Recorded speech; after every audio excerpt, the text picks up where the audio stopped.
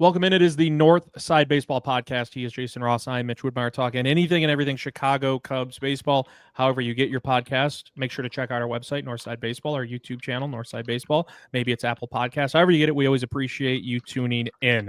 Another week has come and gone, Jason, and we have flirted with the idea the last couple of weeks of, hey, if Cubs have a really good week, Brewers have a really bad week, Cubs could maybe sneak back into contention for the NL Central. I think that's now in the rear view mirror. I can't see a scenario where the Cubs are winning the NL Central. We'll talk playoff picture, playoff matchup at the end. I think it would be, I don't know if reckless is the right word. I just think it would be an incorrect move for us to start anywhere else besides the Daniel Palencia injury because it's fresh, it's relatively new, it's your closer going on the shelf, and there's not a lot of clarity about whether or not he'll even be back for the postseason, and the Cubs are still making the playoffs. I know we're recording on a Tuesday for a Wednesday publish per the usual, and it's been a rough couple of days in Cubs Nation, if you will. And now you get the Palencia injury, and I'll defer to you here, Jason. So Palencia goes on the shelf with shoulder tightness. Counsel called it a strain initially, and I think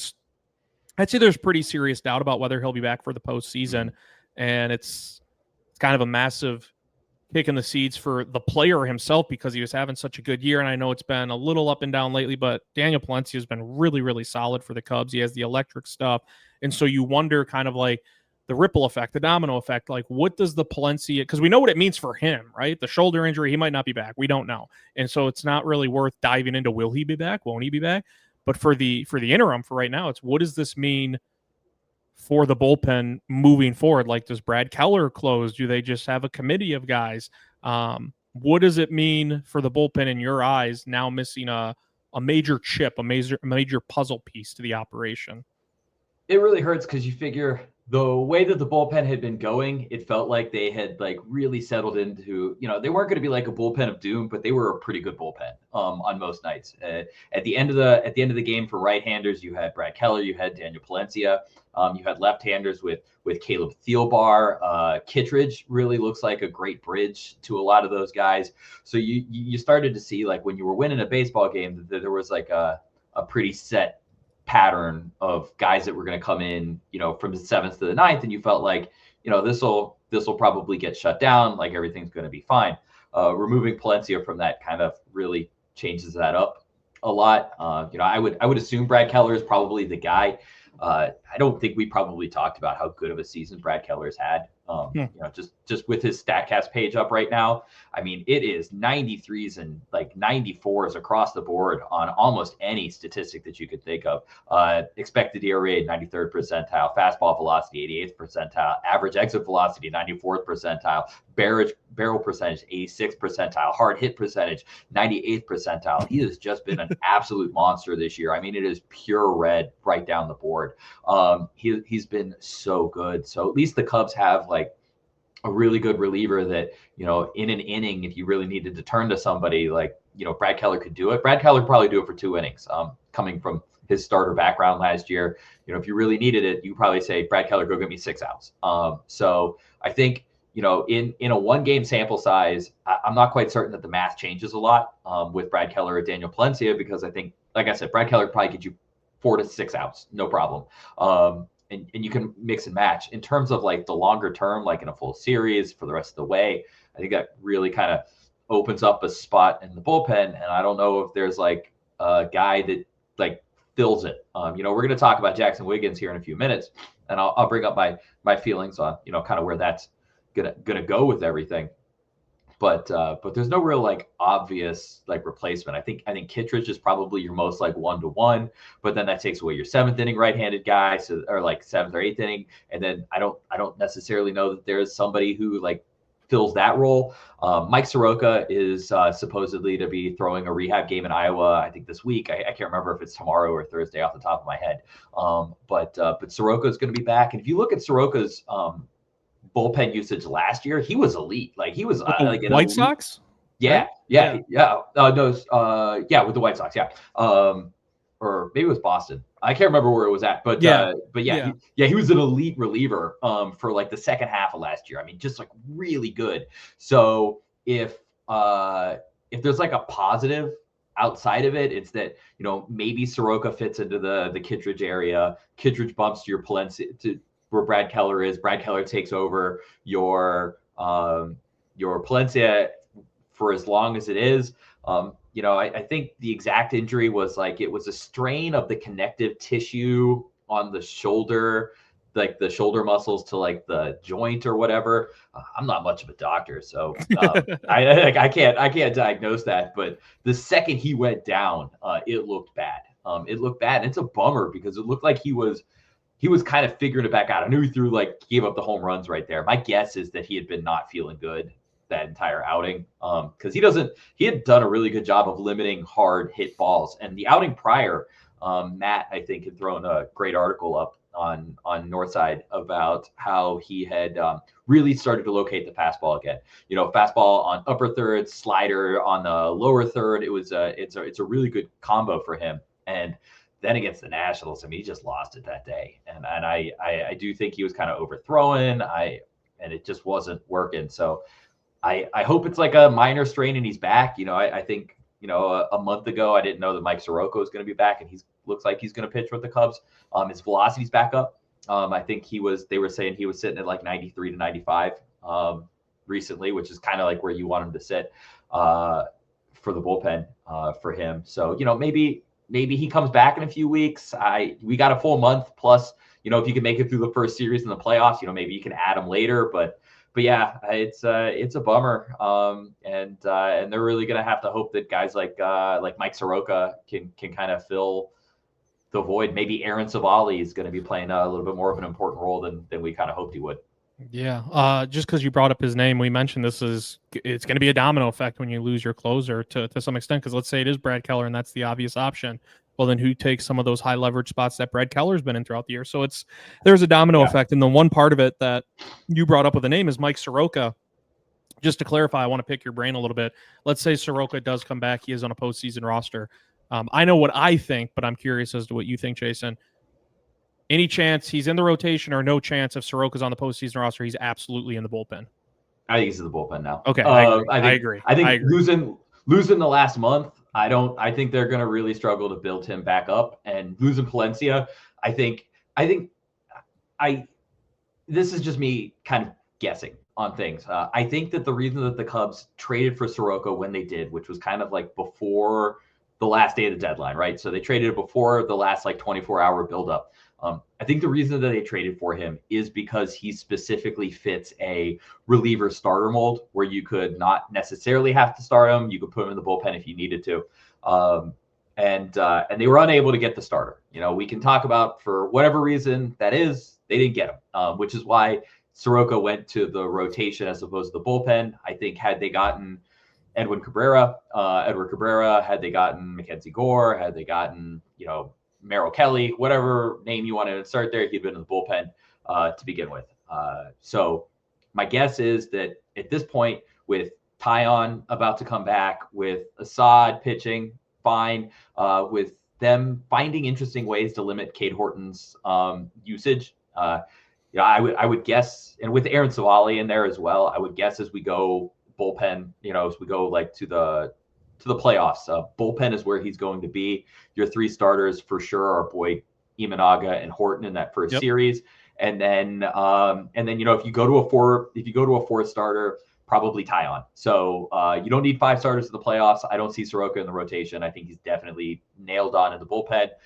He's coming back at the right time to be in the bullpen with Daniel being out. Yeah, I think even just with the amount of reps he's seen this year, and obviously specifically with the Cubs, I'm thinking of another name too. Like you mentioned, Tyon probably would be the fourth in a best of 7 series, and we don't want to get ahead of ourselves. But if the Cubs do get to that point, I would imagine they'd even have Colin Ray ahead of Soroka, tabbed as a potential starter. Just because he's done it throughout the year for the Cubs, and we didn't really know what Colin Ray's role was going to be, and because of injuries and dating back all the way right to the beginning of the year with Justin Steele, Colin Ray's had to be a starter instead of a bullpen arm for the Cubs. So I agree with you. I just wanted to hear what you thought, because sometimes I have, my own thoughts circling in my head, and I'm like, maybe I'm way off on this, but no, I think we're thinking the same thing on this one. My idea was like, if Soroka makes the postseason roster, I can't foresee a scenario where they're like, let's plug him right into that number 4 starter spot if we make a best of 7 series. I think there's just a pretty large unknown and a big risk that comes with that. When you have options like Tyon and Colin Ray, who are any of them lighting the world on fire? No, but probably in better spots, especially Tyon coming back sooner. I think he's starting the series finale against Atlanta this week. So, yeah, I agree with you on that.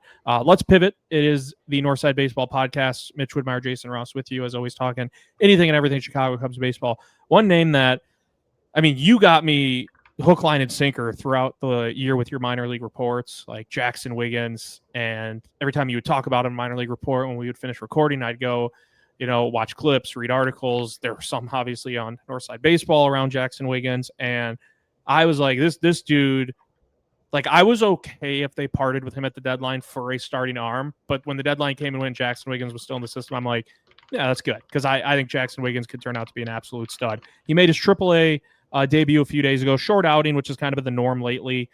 It was a goodie, though. 3 innings allowed, 1 run. I believe, I might be wrong, it was a solo shot, I believe, was the 1 run given up. Struck out 4. I ask you, Jason, is there any chance the Cubs consider him as a bullpen option in the postseason? In the postseason, I think. Please don't say no. Just get my hopes up a little bit. I will. I'm not going to say no. Okay, thank you. That's all I want. I know. I think counsel even said that like it was like under consideration. But I've said at the very beginning of the year, I said that there was a non-zero chance that he could pitch in September in the bullpen, and I've kind of maintained that all year. I think I wrote it in an article in April or March, way back when, and I know I've said it on the pod before.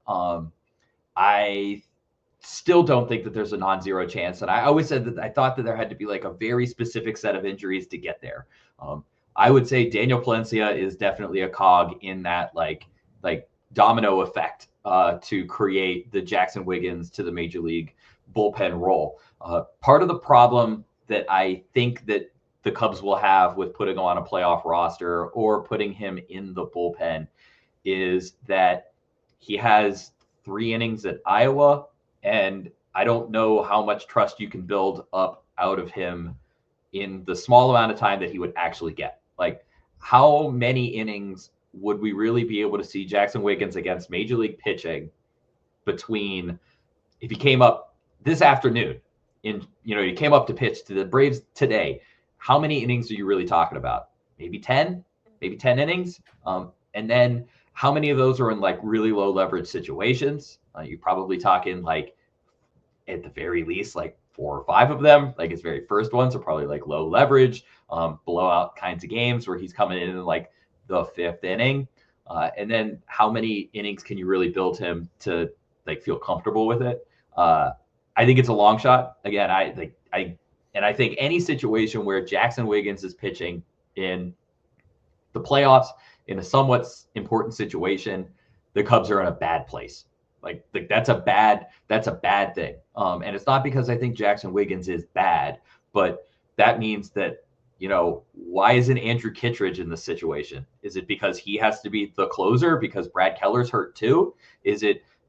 Why is Brad Keller not in the game right now? Yeah. Why are these guys not in the game right now? And why is it Jackson Wiggins? And maybe the starter blew up and he's in the 4th inning. I struggle to see a scenario in which Jackson Wiggins is pitching in an inning in a month in a Major League Baseball playoff game that it's a good thing. You know what I'm saying? And yeah, so you're basically saying that's where my fear is. Jackson Wiggins, we see all the talent in the world, projects to be a hell of a starter someday. But this year, this team, whatever postseason ride looks like, you're saying they'd be resorting to an option that they should not have to. Yeah, they should. Correct? They should hopefully be in a situation where Wiggins is not pitching in an important inning in a month. And if they are, like maybe there is a world where they call him up and he's just great and everything's fine, right? Everything's fine. He throws 98 to 101 miles an hour. He's great. I will say his since he has taken his break, his secondary stuff has been a little rusty. It's been a little rusty. And we just saw literally on Sunday what happens when you can't spot 100 miles an hour at the major league level. Daniel Palencia gave up multiple home runs to a terrible offensive team, right? Mm-hmm. Major league hitters, it does not matter how hard you do or do not throw. If you leave the ball in the middle of the plate with a fastball or all you have is a fastball, they will hit you. And I like Wiggins a lot, but unlike Cade Horton, who at the same time, I think if this had been, let's imagine it's last year, Cade Horton had been healthy, he was looking good at AAA, I would have felt a lot more comfortable with him coming up because his secondary stuff, he had at least a slider, a really good slider. Changeup was still a work in progress back then, but he had the slider. You could say, well, you could go fastball slider. Wiggins' slider is not bad, but it's not great right now. It's clearly behind the fastball. And I think he needs a little bit more work on that. So maybe he comes up, he absolutely crushes it, but especially since he's come back off of his month off timeout, the secondary stuff just hasn't really been there. I would really struggle to see where I would be excited. As a fan, I would be excited to see Wiggins come into the game. As a logical baseball mind, I would be concerned if he was coming into baseball games because I think it says enough about everything else that happened. It wasn't on the rundown, but another name you brought up, and now I'm curious what you think. Cade Horton, and we've seen them pull back on his pitch counts for games, innings pitched, all that good stuff, which was the plan all along. And I know it was just a month or two ago, Jason, where we had a conversation. It might have been with True Blood too on an episode over a month ago, where we had discussed because the Cubs didn't lay out specifics, man, it'd be sweet if Cade Horton was part of the rotation for the playoffs, but maybe they end up putting him in the bullpen depending on, how hard they pull back on that leash. And now it just seems like a foregone conclusion. Your three starters right out of the chute in the postseason will be Shota, Cade Horton, and Matt Boyd in some order. And I'm curious, do you expect Cade Horton to have sort of that same, what they're doing with him now, usually around 70 to 80 pitches, maybe 5, depending on how that lays out. Do you expect him to have that sort of short leash as they try to keep pulling back a little bit in the postseason? I guess what I'm trying to figure out is if the Cubs are in an elimination game, Jason, let's just say this hypothetically, they're in an elimination game and Cade Horton's absolutely mowing down the opposition, and through 5 innings, the Cubs, it's 0-0. The Cubs are up 1-0, and Cade's reached that point where they're like, well, we should stick to our guns and take him out. Do you see them sticking to that game plan in the postseason with him, or is it cut him loose and keep it rolling? Playoffs, you got to win baseball games. Yeah. Playoffs, you win baseball games. And Cade Horton has been really, really good. I mean, really, really good. Just to kind of highlight that, there's you can basically break the plate up into 2 different categories. It's what we call the heart and the shadow. And it's kind of exactly what it sounds like. The heart is the middle part of the plate, and the shadow is in the strike zone around the middle part of the plate. Basically, throw the ball in the heart, you're in a bad spot. Throw the ball in the shadow, everything works out really good for you. It seems elementary, but if it was that easy, listen, we'd all be major league pitchers. But Cade Horton, and this shocked me when I looked at it the other day, because I was kind of looking at his ERA and I was thinking, how is he? Because a lot of his expected data has not been as good as his ERA suggests. Not that you brought that up. Yeah, brought that up. But looking at it, he has been the 29th best starting pitcher in all of baseball in run value on the shadows. 29th. But he has 1,000 less pitches than everybody else to accrue that value. That is unbelievable. That's how good he has been. So when we talk about when we look at players and we say, they're overplaying their expected data, sometimes we got to dive into what they're doing. And there are ways where you can beat that. Kyle Hendricks is a perfect example of it. If you throw ground balls, you don't walk people, you can beat your expected data because you will get people out on the bases through double plays. You will not give them free bases. You can't score if you're not on first base, and Kyle Hendricks was elite at making sure that didn't happen. Well, Cade Horton gets a lot of ground balls. He doesn't walk anybody, and also he murders you on the shadows. So if major league hitters already don't hit on the shadows well, and he's murdering hitters, just murdering them. If you extrapolate it out, and we can't just do that. It's very easy to say, well, if you just take his data and you kind of just pull it all the way out, where would he really be? It doesn't always work that way. There are things that happen within there that you don't necessarily want to do that. But you could make a legitimate argument, even if you kind of take that into account. He could be a top 10 pitcher in Major League Baseball in terms of beating you on the shadow. So yeah, you pitch him an extra inning or two against the Padres or the Dodgers or whoever you're playing in the playoffs. you're going to be okay. The Cubs have been very hard on their concept that it's not about a hard innings limit, and we can see that it's not a hard innings limit. It's about fatigue. It's about making sure that you give them enough rest in between starts. The Cubs have definitely done that, and I think this is all to build up to say when the playoffs come, Cade Horton's a go. Cade Horton's a go. Do have some breaking news. It's not good. Okay. Kyle Tucker's on the DL, or IL. They just placed him on the IL 5 minutes ago. Could have done that last week. No. Yeah, could have done that last week. When's the last time he played? A week ago, Tuesday? Was that the last time? A week ago. Yeah.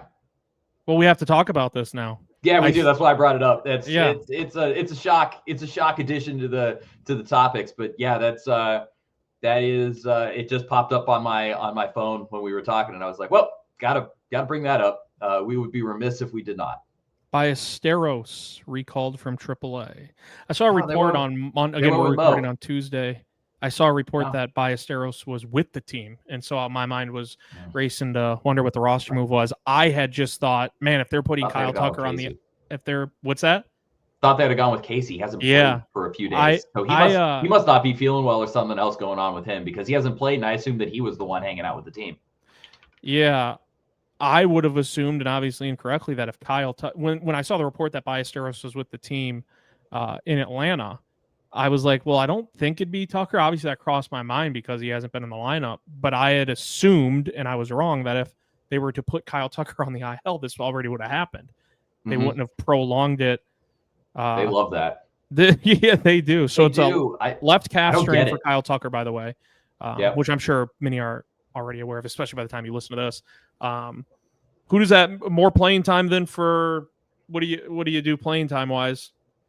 I mean, you got Ballesteros look pretty good. PCA DH'd on Monday, and after the foul ball off the knee, and you get him back in center soon, and then I would have thought Owen Casey would have been my call. Do you put Alcantara out there and right? He's more of a center fielder, but yeah, he'd be a really good right fielder though. He'd be a great right fielder if he's really good in center. Yeah. Yeah. Truthfully, I think he's more of a right fielder who can play center field. Okay. He's always like the way I've kind of always graded him out is like he's like a 55 on the 20/80 scale, which puts him a little above major league average in center field. I think he's a 70 in right field. Like he's like the guy. If you put him out in right field for a full season, like he's going to win a Gold Glove. That's the kind of right fielder he is. Whether his bat holds up at right field, that's kind of the question. With him right now, does he make enough contact? I would guess it's probably going to be a mix and match hodgepodge. I think Ballesteros is probably going to get some run. He's probably going to get some swings. He's probably going to get so we'll probably see a little bit of Mo Ballesteros. They've liked every time they've brought him up. They have played him as the DH against right-handed pitching, and I don't think anything's going to change on that aspect. I do think they'll probably use him. I know I've said I'm surprised it's not Owen Casey. He hasn't played since the 4th. He's had a handful of days off. They played games, so I thought with Tucker, they would have gone like for like with an outfielder. I guess with Willie Castro and Kevin Alcantara, they felt like they didn't need another. So you have like an emergency catcher now type of a situation with Mo. But yeah, I would guess I would actually be surprised. I think Brian Elder's pitching for the Braves tonight. I wouldn't be surprised if Ballesteros is in the starting lineup by the time the game kicks off. They actually, give me a second here. They do have the lineup out for tonight. PCA's back in center. Okay. Happ as expected and left. Say a DH, and then it's Willie Castro tonight in right field. Okay, Willie Castro. So I'm not gonna. I'm big hashtag Team Ballesteros. I'm not going to get my hopes up that he'll be in the lineup too much because I did that with Owen Casey, and we hardly saw him get in the lineup at all when he was up at the major league team. I was stunned that there was that series in Colorado where he didn't even get a single at bat throughout that 3-game stretch. I thought he'd at least play one game, maybe getting at bat.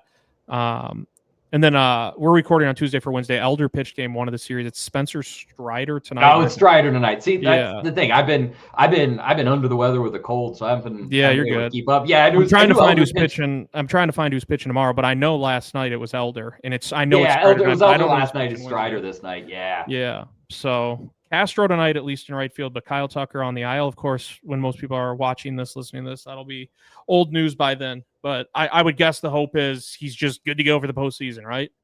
Put him on the aisle now, get him back end of the season, maybe get a few games in so he's not rusty going into the postseason. Probably talk about it more when it comes to the playoff matchup, but I think the Cubs have accepted at this moment that it is division white flag. Division's gone.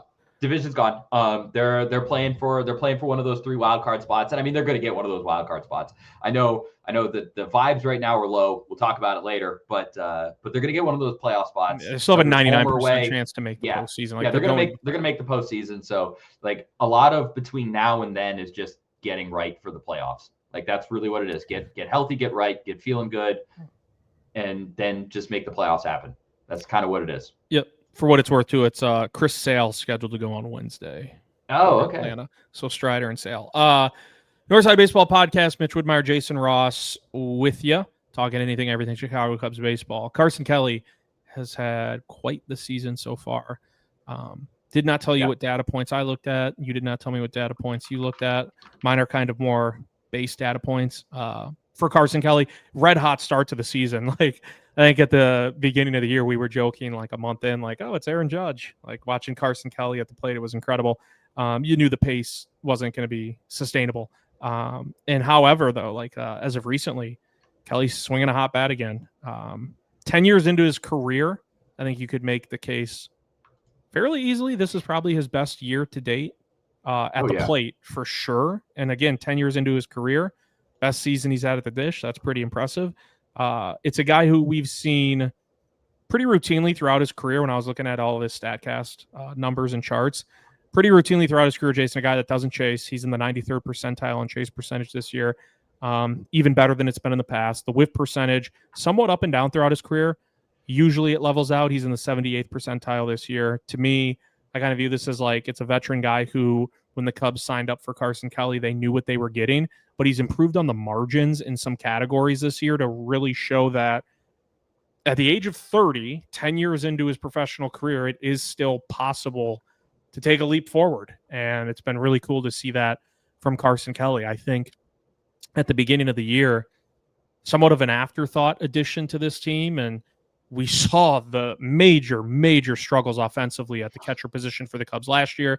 And then you saw Miguel Amaya kind of take some gradual steps forward in the second half of a year ago, but he's been plagued with injuries throughout the whole season. And it's been Carson Kelly who has stepped up, and it's been quite the pleasant surprise. I don't know what data points have stuck out with you this year, but I think you agreed with me when I said it. This is, 10 years into his career. I think objectively people would look at this and say this is his best offensive year to date.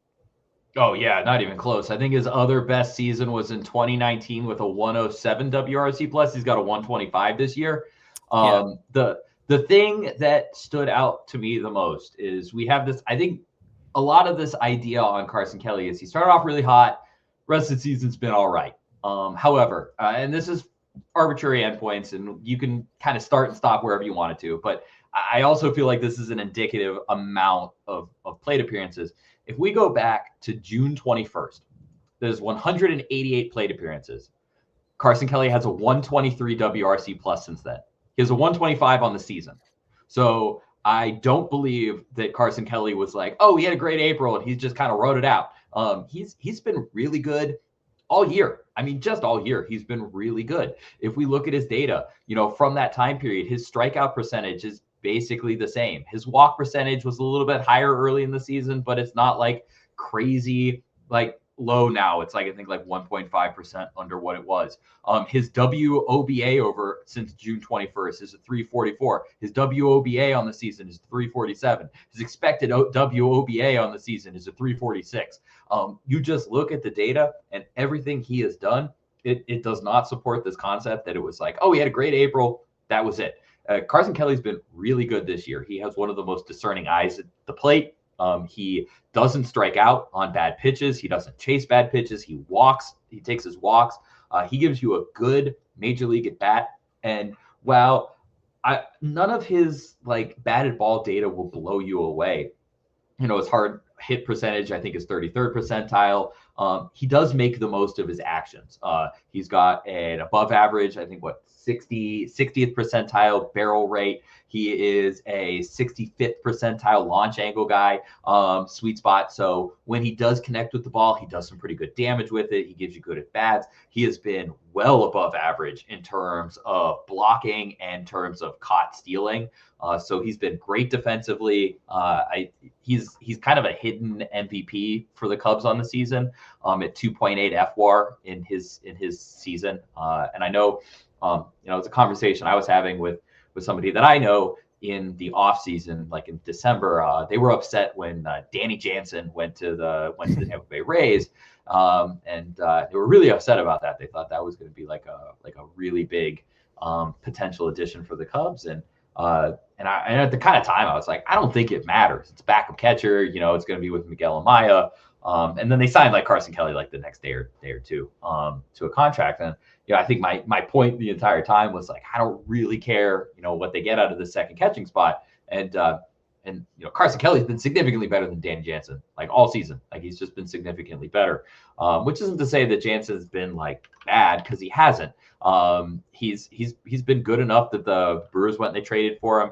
He's put up a 90 WRC plus. He's hit 11 home runs. He's been okay. But Carson Kelly's been clearly like the better one of those two. And I know the Cubs did a lot of work with him. Like they worked with his mechanics, they worked with his swing.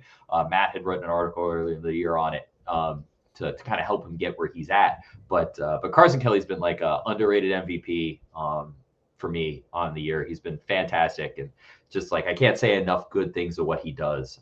And he is the epitome of, he doesn't hit the ball super hard, but he pulls the ball a lot. And if you pull the ball a lot, and good things happen. Like good things happen when you pull the ball a lot. And it shouldn't be surprising that between 2021 and now, he's pulling the ball at easily his highest percent, sometimes 10 to 12% more than he had been over those years. So the Cubs got him to pull the ball, and he's made the most of it. Yeah, he has been a pleasant surprise for the Cubs, as we mentioned. Again, for me, and another thing I was wrong about, I just assumed it was kind of like an afterthought addition and wasn't expecting much. And if you would have told me at the beginning of the year, hey, there's going to be plenty of games this year where Carson Kelly is your cleanup hitter, I would have assumed, oh my God, what happened to the Cubs lineup? Like, is everyone hurt? But Carson Kelly's batted cleanup, and he's deserved that role and deserved that spot situationally for the Cubs this year. Let's pivot. We only got a couple more left of these, I believe, Jason. The minor league report as we wind down the season in the minors and really the regular season up at the major league level as well. So minor league report, as always, teach us all, and the floor is yours. Yeah, the minor league report, you were right. It is just about over. Our last games for Iowa, for example, are the 21st. So we just have a few more weeks here. I know minor league baseball playoffs are going to be starting for Myrtle Beach here, certainly as well. I know we'll talk about a couple of these guys. I think in different years they would have gotten different promotions, but with the playoffs this year, it's going to be a little bit weird. So Miles Ballesteros, that was Moses Ballesteros. Sorry, Moises Ballesteros. Forget my cold. My brain has been jelly. Made me think of Miles Mastrobuoni for a second. Yeah, yes. Nightmare sorry about flashback. that. Oh nightmare my God. flashback. Sorry about that. We will. No disrespect we'll to Mastrobuoni, but yeah. No. Yeah. Auto out every time he was at the plate. Maybe some, yeah. But Ballesteros has been hitting pretty good. Only a 98 WRC plus. Just hasn't been hitting for a lot of power, but strikeout rate's been lower than the walk rate. Clearly the Cubs thought he's been doing some pretty good stuff. They called him back up today over Owen Casey. The one thing I'd written down for Casey is, and I mentioned it already, he hadn't played since September 4th. My assumption was it was due to him kind of being on like kind of call for Kyle Tucker. If you look at the timing, the 4th was last Thursday. That would have been just after a couple days after Kyle Tucker took a break. And so I kind of expected that's why he wasn't playing, but I really don't have an update on that. He hasn't played much over the last little bit. Johnny Long, it just continues to tear off the baseball at Iowa. I've got him down at a 167 WRC plus over the last week. He was also named Jim Callis's all breakout year team. So he's had a really, really good season. He deserves to be playing Major League Baseball somewhere next year. Whether it's in Chicago or not, we'll kind of have to see. James Triantos just hasn't had a great season. A lot of injuries, a lot of kind of down season, but does have a 102 WRC plus dating back to last month. So bat seems to be kind of turning on for him. Didn't have a great week. Did hit a home run in his last game. Had a couple hits as well. Really driving the ball pretty good right now. I think he's a kind of an underrated guy to make the bench next year. If the Cubs don't bring back like a Willie Castro, James Triantos has a lot of Willie Castro in his game. He can play corner outfield. He can play a little bit of center field. He can play shortstop. Maybe not shortstop. Maybe bump Nico over, but second base, third base. Kind of play everywhere. A lot of contact, not a lot of power. But good to see him hit a home run. Talked a little bit about Jackson Wiggins. He did make his AAA debut. I'm waiting on StatCast data for him just to see kind of how his pitch graded out. 4 innings probably isn't enough to really like say what it looked like, but he did strike out 4. Fastball was sitting like 98 to 100 miles an hour. Still think the breaking stuff still needs a little bit of kind of refinement, even since his little break. There. Jefferson Rojas hasn't played for a little bit. He's been somebody we've talked about a lot this year. Not exactly certain why. He's not been placed on the IL. So it could be a little minor thing. Could be working on the development. Could be a timeout. His time in Tennessee has not gone particularly well. So it could be like a little bit of a break for him headed into the next little bit of the season to end it. Christian Hernandez is our other big shortstop prospect down at South Bend. He's really been struggling over the last month. He's picked up a 137 batting average with a 33 WRC plus going back to the start of August. Just hasn't been great for him recently. Started off the year really well. Kind of hope that it's like a timeout, kind of a bad month, and we'll fix it. I wouldn't be surprised to see him get sent down to Myrtle Beach, not because he deserved the demotion, but because they're going to be in the playoffs and maybe a couple extra bats for him at the end of the season. We'll see how that goes. Arian Rodriguez is a pitcher who's kind of been turning it on lately. He had an all right start, not great, not terrible. 2 earned runs, 4 strikeouts in 5 innings, did walk 3. Big guy, gets a lot of ground balls, sits about 93 miles an hour on his fastball. Do think that there's back end rotation ability there. I don't think he's like a star, but I also think, there's something to kind of look at there. And then we'll finish off by looking at Myrtle Beach. Myrtle Beach has just been super fun lately, and they deserve a lot of attention. One of the guys I brought him up last time, and I'm going to bring him up again, is Angel Cepeda. He is shortstop out at Myrtle Beach. He had a 198 WRC plus over the last week. He hit 2. He didn't hit a single home run, but he hit 4 doubles. He had 7 total hits. And the best part about it is he actually took a couple walks. He's kind of been like anti-walking all season. His walk numbers have not been great. Overall in the season, he's been walking. He's been walking well. I meant to say is he didn't strike out much. Sorry, again, you have to forgive it. I've been battling through a cold all week. My mind is not reading my words very well. He only struck out 20% of the time. That was the big thing to talk about for him. He's been kind of a strikeout machine this year, sitting at around 31%, but getting a low number of strikeouts for a week for him is great. If he can marry power with strikeouts, kind of drop down, Cepeda is kind of the guy who could really explode through the system here next year. Put that name in your back pocket. He has had one of the best under 20 seasons in low A baseball in all minor leagues. And he's really been turning it on over the past 2 months. Other 2 names, a couple other names down in Myrtle Beach. The 2 names that we've been talking about a lot is Kane Kepley and Ty Southazine, on base percentage gurus. Neither of them had great weeks again. They've kind of had a rough couple of weeks here. That's okay. Those things happen. They're not striking out. They're not doing bad. They just haven't been getting on base. Sometimes the baseball doesn't land. The biggest news from Myrtle Beach is that Cole Mathis popped back up. We had heard he was our 2nd round pick last season. He was a 2-way player coming out of the draft, had Tommy John surgery right at draft time. Cubs drafted him as a hitter, so they were never going to pitch him, but they would hope to turn him into a third baseman. Played first base a lot in college as well as pitching. They were going to hope to have him at third base. Came out this season, played at Myrtle, wasn't really hitting all that well down in Myrtle, and then mid-May just kind of disappeared for a while. No real like comment on it. Clearly, he was hurt. It seems like it had to do with coming back from the Tommy John surgery. He just popped back up in Myrtle Beach on the 6th of September. Just showed back up, and he picked up a hit. So yeah, good to see him breathing again. He will be down in the AFL, the Arizona Fall League, with Ed Howard and a few other people. I think JP Wheat got added to that. JP Wheat is a young kid who throws like 101 miles an hour. One of the more interesting pitchers that probably going to be in Arizona. Hasn't had a great year for him, but there's big stuff. So minor league report is kind of wrapping up. A bunch of guys, Ballesteros and Alcantara are now up at the major league level. Not impossible. We see Wiggins up there as well. Had a couple of bad injuries, recently with Brandon Birdsell, who's done for the season down in Iowa. Kind of a bummer year for him. But only a couple more weeks of the minor league report kind of wrapping up. And then next year, we'll get to add in all of our fun 2025 draftees. And I think next year for the minor league system is going to be a really interesting year because the kind of top guys will have gone. As we move into the off season, be prepared to see the Cubs pretty low on the list. They were a top 10 system the last couple of years, but when you graduate Pete Crow Armstrong, when you graduate Cade Horton, when you graduate Matt Shaw, these are top 25 prospects each year.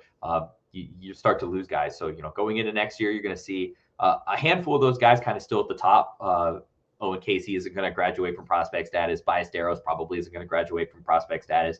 But they'll probably phase out pretty quick. And then, behind them, it's going to be Johnny Long, Jackson Wiggins, and then like the next crew of guys back there, Jefferson Rojas, Ethan Conrad. And so I think next year is going to be a real transition year in the minor league system, which can make the minor league report difficult because it's really easy this year to just kind of like turn on Iowa and be like, well, there's 5 top 50 prospects, in the first little bit of the lineup. Whereas next year it's going to be like, I really don't know who's going to pop up. Is it going to be Josiah Hartshorn, who's going to have a great season? Is it going to be a number like Angel Zapata, like going up and like having a great season in South Bend? It's going to be a really fun year. So as we kind of wrap this up this year, when we come back and we do minor league report next year, it's going to be a little bit more challenging, but I love those kinds of things. It's going to be a little bit more fun. And we're going to find some names next year that we probably haven't been talking about this year pop up. So as we kind of say goodbye to this year's minor league report,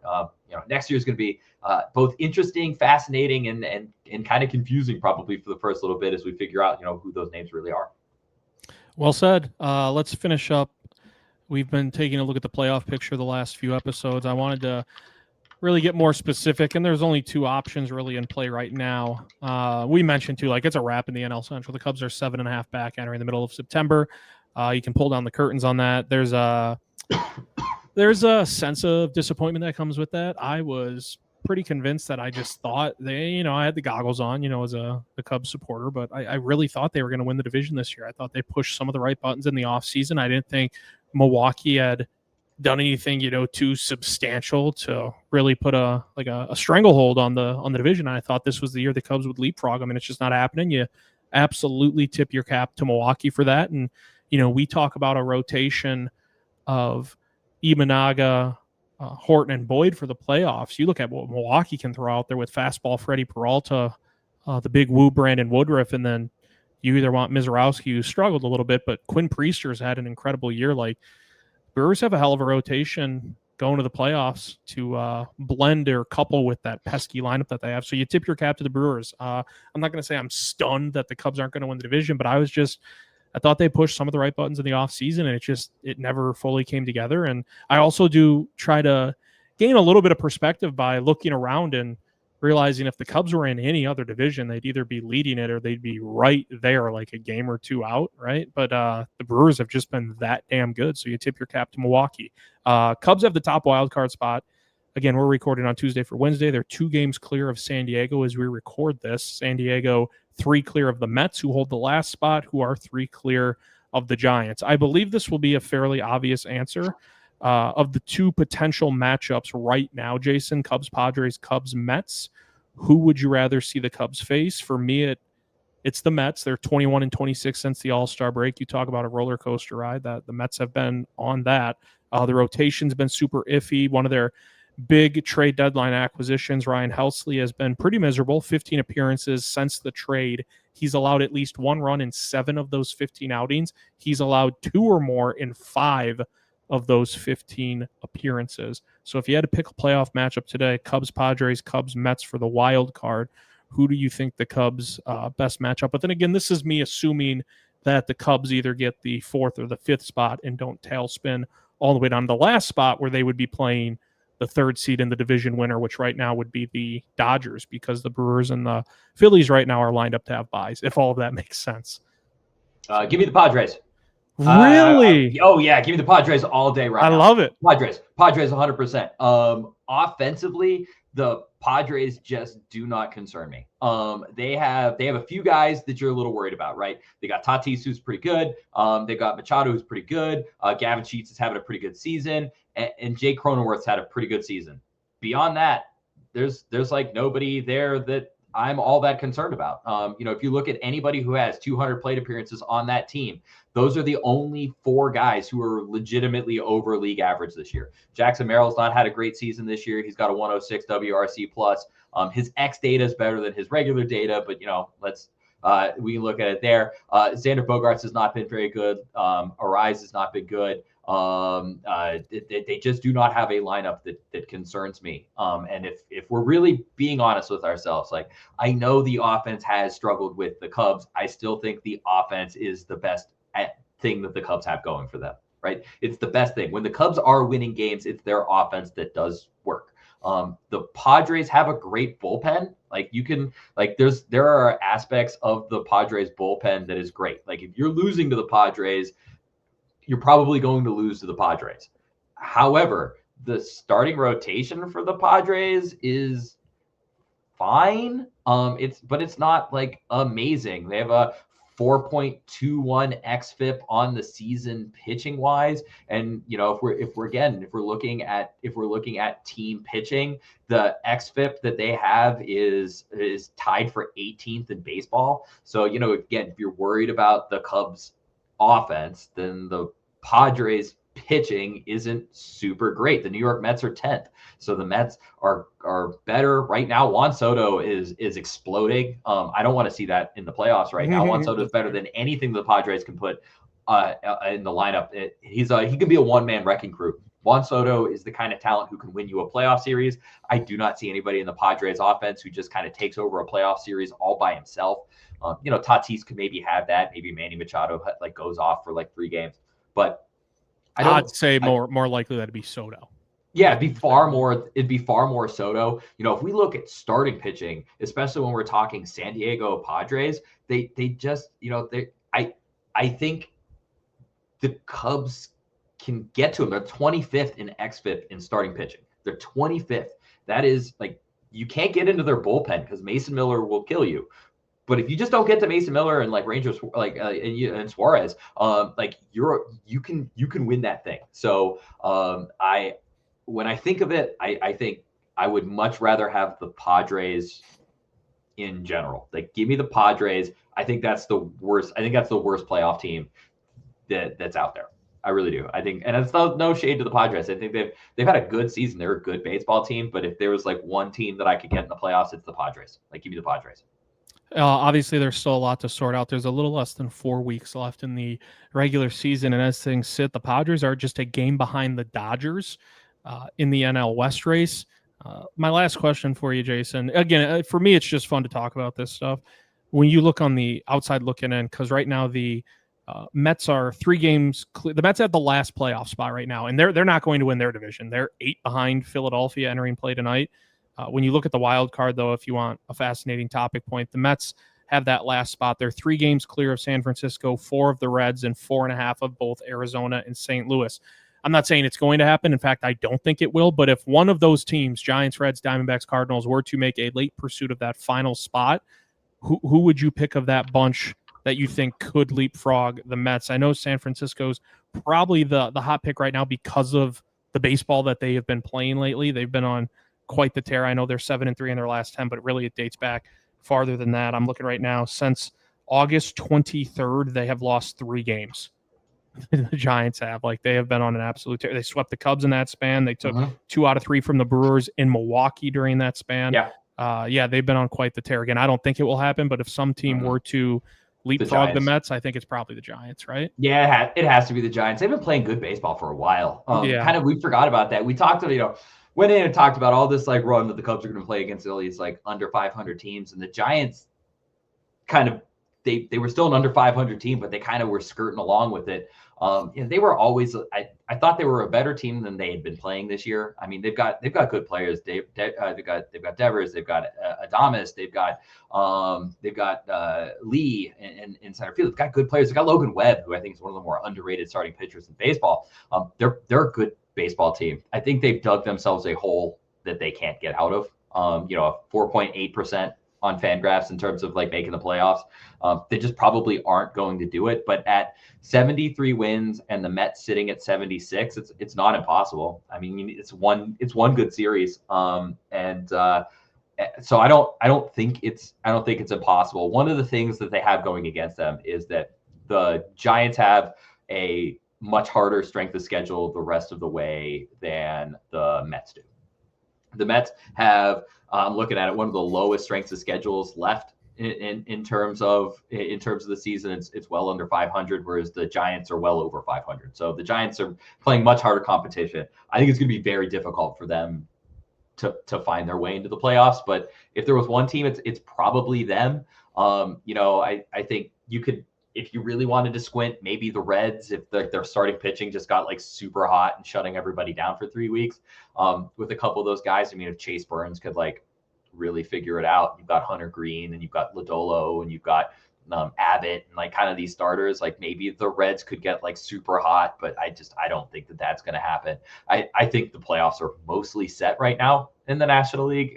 It's just more or less seeding.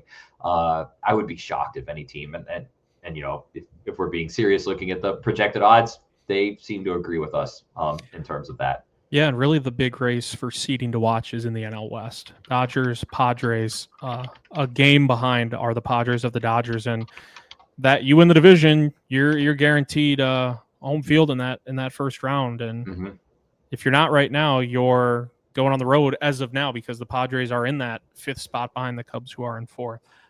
Fascinating conversations as always. We hope that cold gets better for you there, Jason. Oh, we're working on it, man. It's the benefit of working with a bunch of 12 to 14-year-olds every day. They have never washed their hands willingly once. So there are germs everywhere. So yeah, it's we're getting better. I slept it off a bunch today and back at work tomorrow, and hopefully it'll be by the next time we record, I'll be all over it. Yeah, Cubs will finish up in Atlanta again Tuesday for Wednesday. So this game tonight will have already been played. It's Cade Horton against Spencer Strider, Tyon against Sale in the series finale. This has been the Northside Baseball Podcast. We'll see you next week.